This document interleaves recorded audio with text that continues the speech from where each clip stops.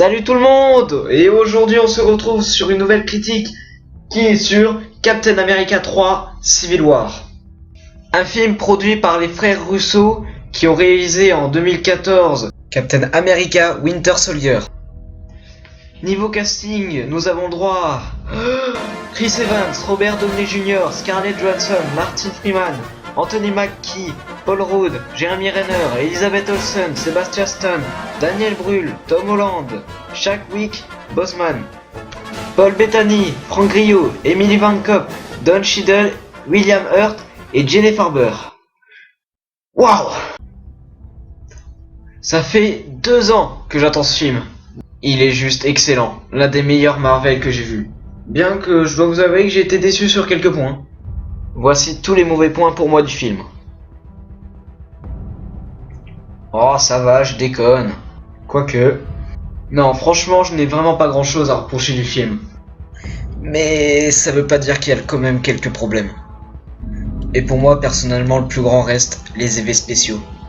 Déjà rien que pour un Spider-Man qui paraît faux, et ça c'est super dommage. Parce que je trouve que ça a un peu gâché ces moments. Alors pitié, mais pitié, ne faites pas la même boulette pour le film Spider-Man Homecoming. Ou bien les fonds verts, parfois on les sent vraiment bien passer. Après niveau défaut, je trouve aussi que la BO n'est pas assez marquante. Et aussi, le personnage du Baron Zemo.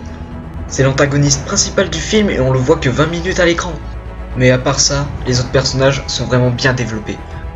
Et la présentation des nouveaux personnages sont simples mais très efficaces. J'ai trouvé le personnage de Tony Stark vraiment très intéressant, mais Captain America, je l'ai trouvé quand même un peu chiant. On avait l'impression qu'il n'avait aucun sentiment pour toutes les victimes qu'il avait fait avec tous les dommages collatéraux des Avengers. Après, je dois quand même vous avouer que j'ai été vraiment déçu pour le fait qu'on ne voit pas beaucoup le personnage de Peter Parker ou bien même de Spider-Man ou bien Ant-Man. Mais sinon, l'intrigue est vraiment bonne.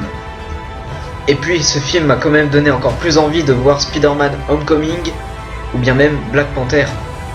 On peut dire en quelque sorte que ce film est un mini épisode de Avengers. Une petite dispute de famille quoi.